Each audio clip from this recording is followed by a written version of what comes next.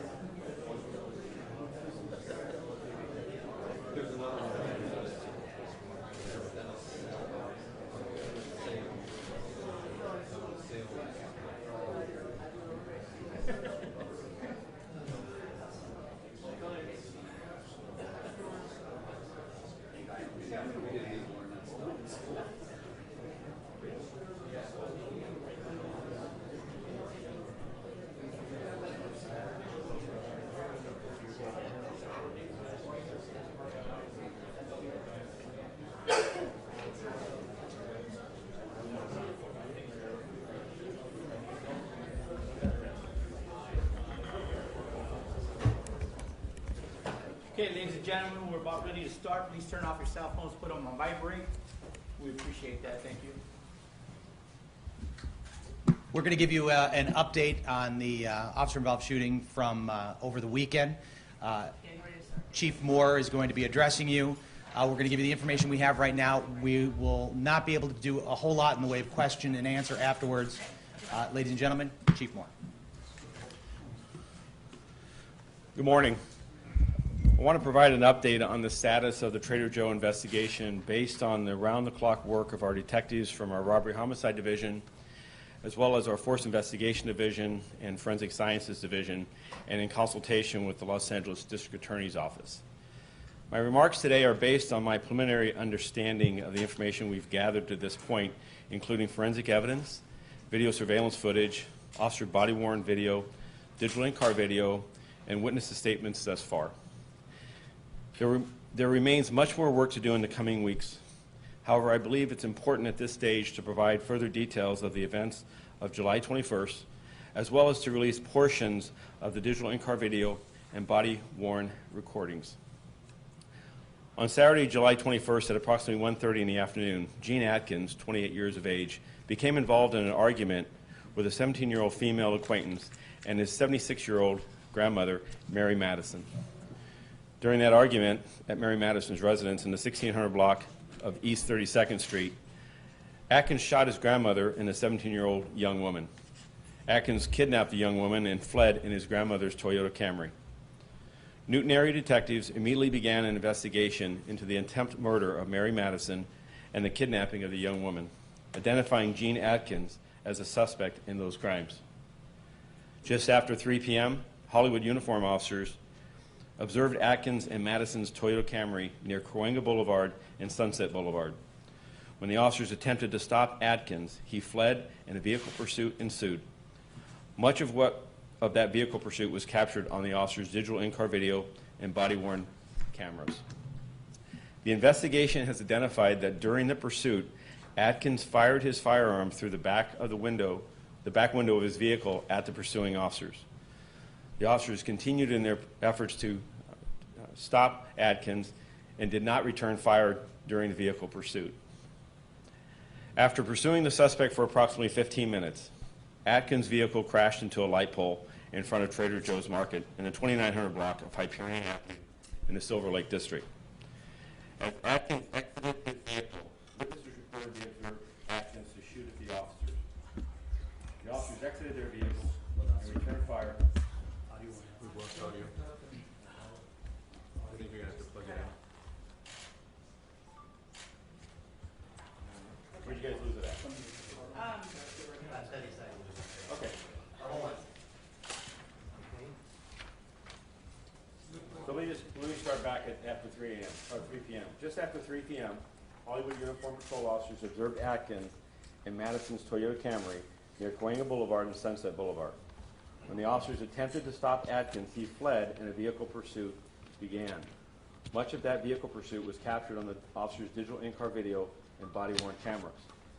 The investigation has identified that during the pursuit, Atkins fired his firearm through the back window of his vehicle at the pursuing officers. The officers continued in the... Can somebody else help with a pool mic or something?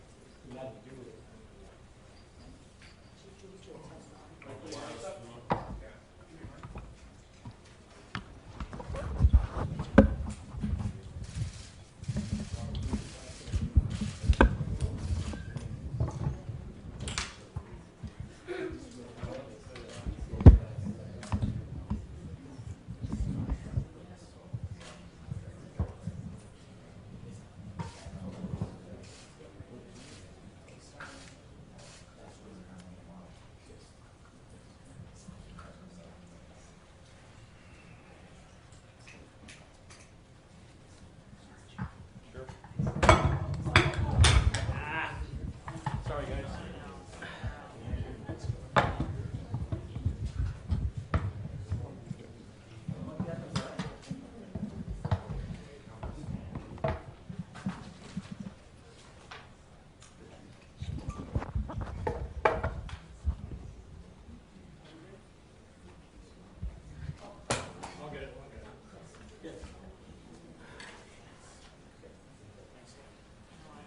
Okay, so what I'm going to ask if we can. No, are we good? We're good. All right.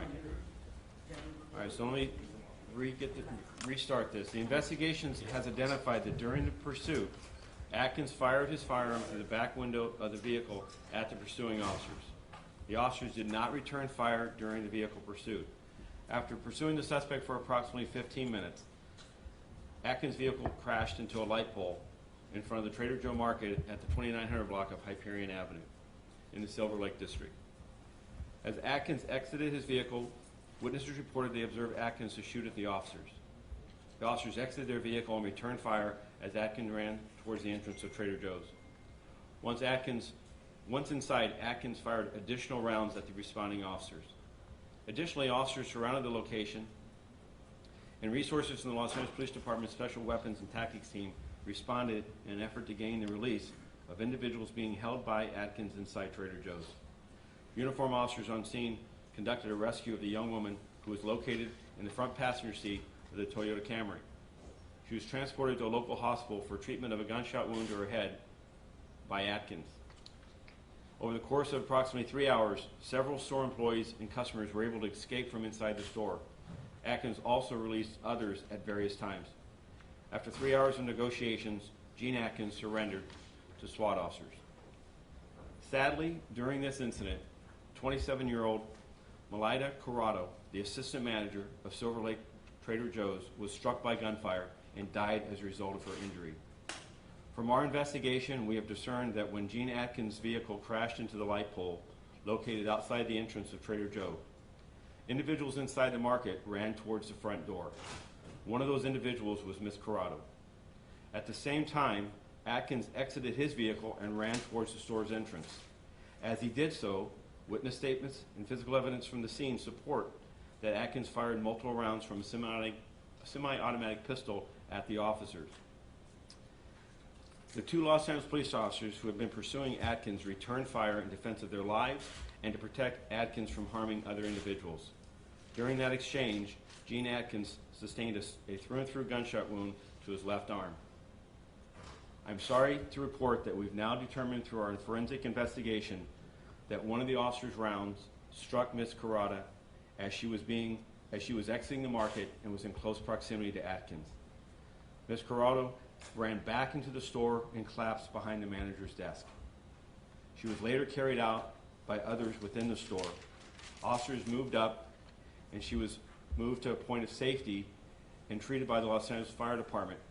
Tragically, Ms. Corrado died as a result of the gunshot wound she sustained.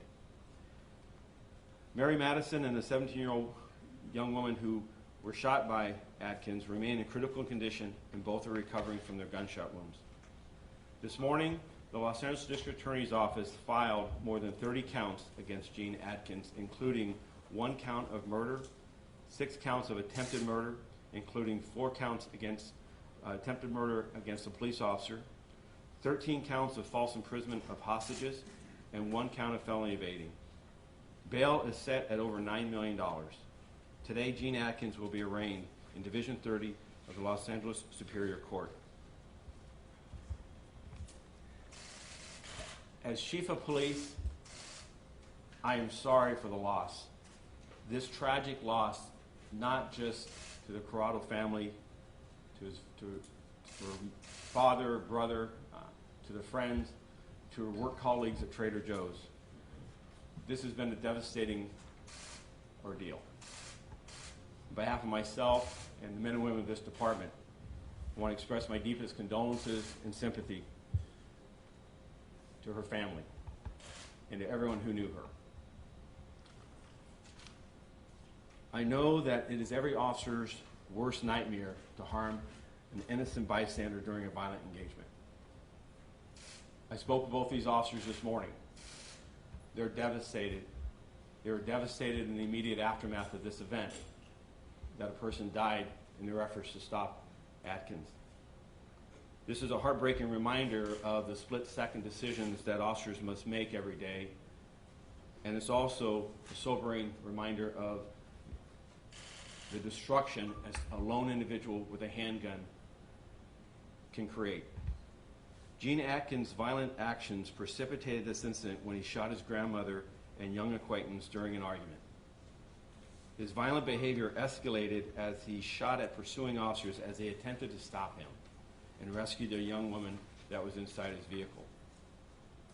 There is much more investigative work to be completed in this case, and I will wait until all the evidence and information has been collected before making my final decision regarding the actions of the involved officers in this ordeal.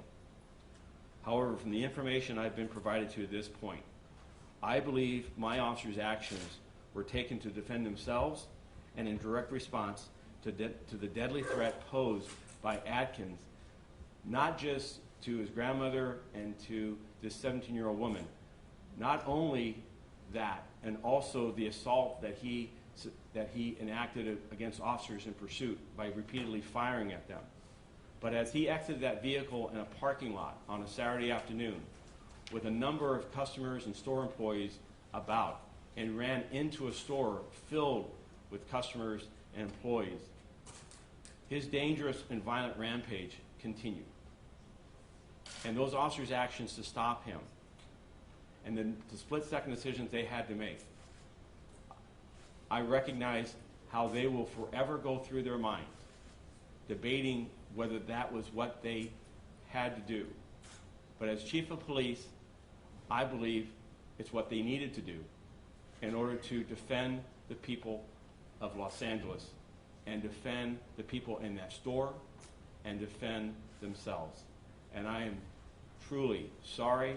It is, as a father, as an individual, it is unimaginable the pain of the Corrado family and everyone who knew her. And we share that pain today. I am thankful, given the number of store employees and customers inside, that this violent ordeal did not result in the loss of additional life, and that these two young officers survived the attack of Atkins. I'm also thankful to the actions of the other men and women of this department who responded without hesitation to help, including members of our Metropolitan Division and Special Weapons and Tactics Unit who were able to convince Atkins to surrender peacefully. I'm also thankful for the Los Angeles Fire Department, who worked seamlessly with us in very dangerous conditions to render aid to those that were injured in this incident. We will now show you a short video segment of the digital in-car video of the pursuing officers. The video will pick up during the course of the 15-minute pursuit. Shortly before you see the back window of Atkins' vehicle explode or open up, if you will, as we believe Atkins was firing at the officers. That video will continue until Atkins' car crashes in front of Trader Joe's, and you'll see the immediate aftermath of him exiting the vehicle and that portion of which time the officer-involved shooting occurs. We will also show you two additional body-worn segments of both officer-involved. Those segments will pick up just prior to the collision of Atkins and in their immediate aftermath of him exiting the vehicle and firing at the officers. And I'll draw your attention that as they move behind a block wall that will be depicted on the video, you will hear audio sounds that we believe are gunfire and the impact of Atkins firing on the officers. I'm releasing these videos, an extraordinary release, recognizing this is less than 72 hours after this event, in an effort to frame the circumstances that these officers found themselves in. And I am confident that these videos will be watched and dissected and pulled apart and questioned and used by all of us to evaluate these officers' actions. I just remind you as you watch this of the tragedy that unfolded in those moments and ask that you place yourself in these two young officers' positions and ask yourself, what you would have done. Please begin.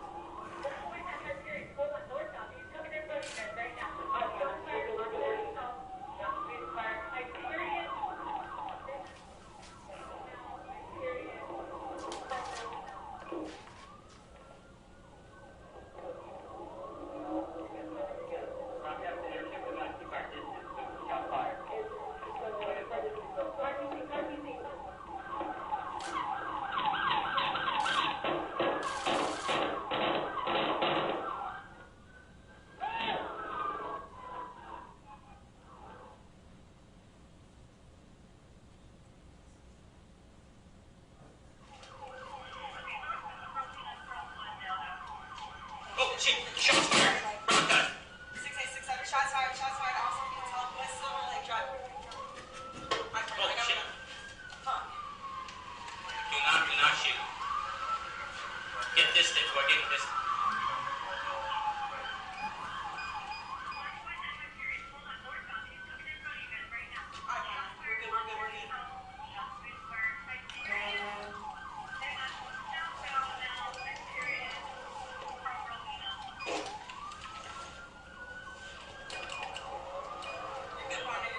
Broadcast to airship, we're going to keep our distance. That's a shot fired. Airship is 671. Car TC, car TC.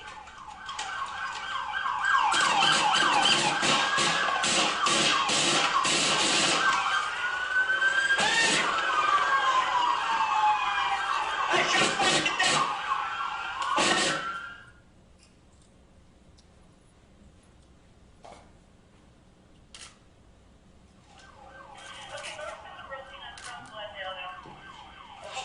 Shots fired.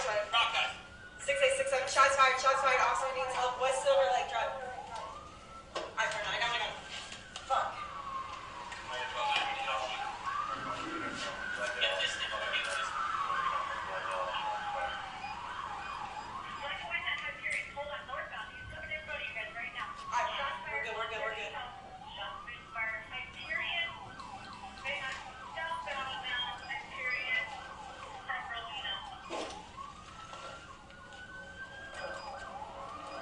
We're good. Broadcast to airship, we're going to keep our distance. There's a shot fired. Airship is 671. Car TC.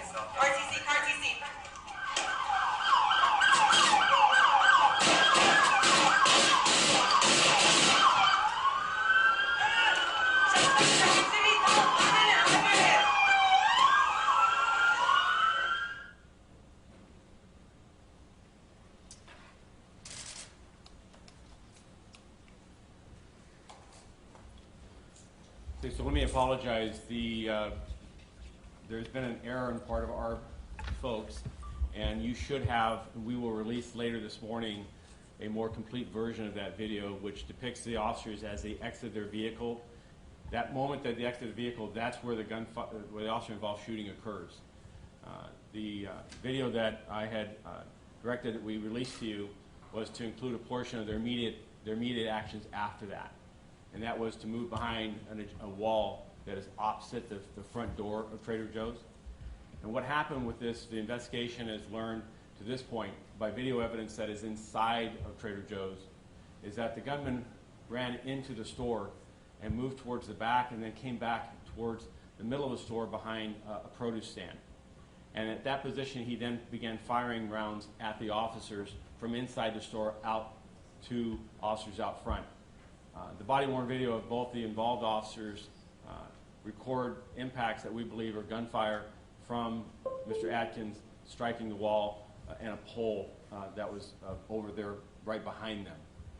So again, my apologies for you. We've had a couple of audio visual mistakes here today, and we'll fix that. And I will get you this morning the more complete version of this video.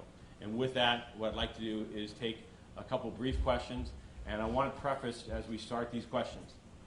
This is less than 72 hours into this event.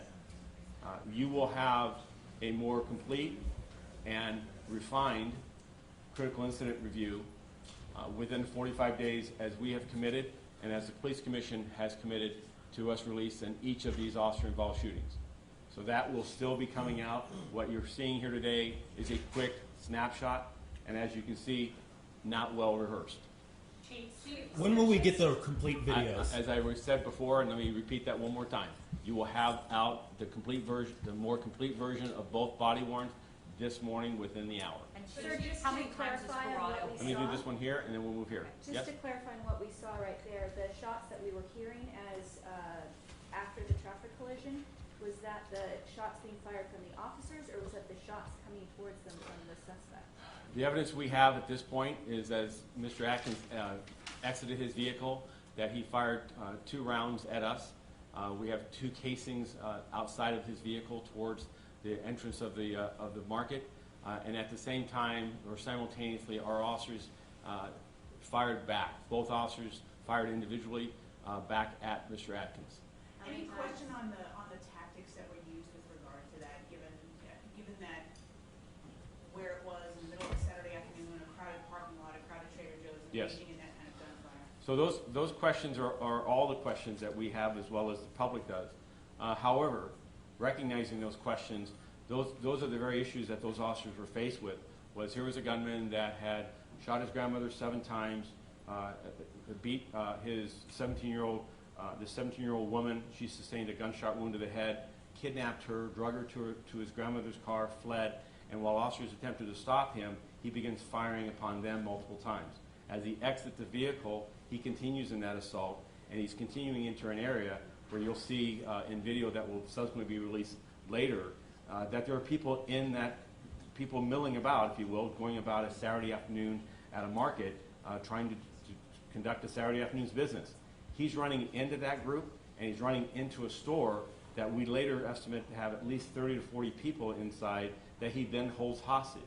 Those officers' actions at this early stage of what I'm looking at is they did not know if this individual was going to become an active shooter, and meaning that he was going to go on and continue his assault, whether or not his gun was how many rounds or additional rounds of ammunition he had, and whether he would continue the assault that he had already demonstrated the propensity for violence. So they had to make a split-second decision. And as they did that, I'm here to say that that is the worst decision that any officer ever wishes to have to make. But at the same time, our duty to protect the public is sworn. And that means that those tough calls you have to make. And I'm here as a chief to say that we live in a violent society, and we as officers are making every effort to protect those within our society from people such as this that would attack others.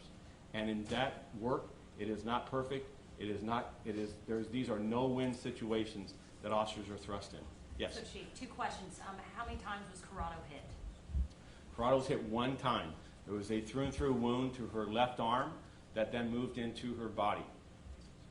The source of that round, we've recovered it, and ballistically, we believe that it's from one of the 2 officers. Corrado's gun was eliminated. And speaking of those officers, you mentioned they were young, or they are young. Can you tell me a little bit more about them? Just 2 solid uniformed police officers. One has, we will release their names later this week. One has 2 years on the job, and one has just over 6. Solid uniform officers that go about their work every day in the Hollywood area.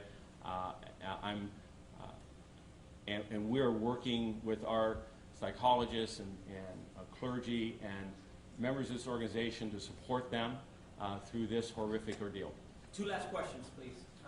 Chief, can you just clarify for us, did the shooting of the store manager occur after the officers were behind the wall, or when they first arrived in? The only time the officers engaged in a shooting was as they exited their police vehicle. And so that's when Ms. Corrado was struck. When the officers moved behind the wall, by that time, the suspect, Atkins, had gone into the store, had moved about the store, and had taken a position behind some produce or fruit and stand and began firing at the officers through a window. And she, at that point, the store manager, she had moved back inside the store and had collapsed behind the manager's desk. So she was inside the store when Atkins continued his assault from inside the store out. That's what the officers were faced with, is whether or not this gunman, once he went into the store and he continues to fire on the officers, what would he do with the hostages that were inside?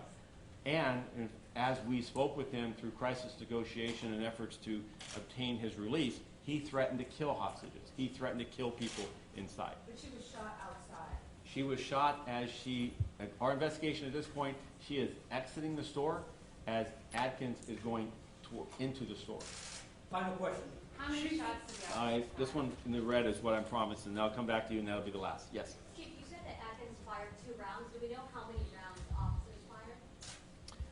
Yes. Well, Atkins fired more than 2 rounds. Atkins fired rounds both at his initial assault on 32nd Street. He fired multiple rounds and during the course of the pursuit.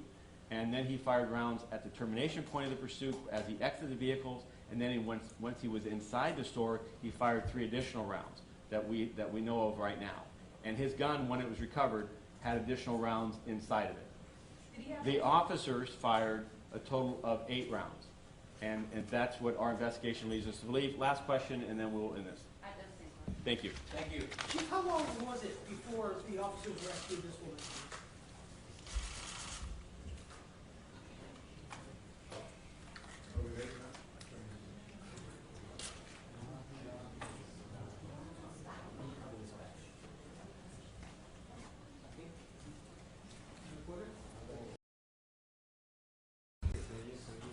Can we do it right here?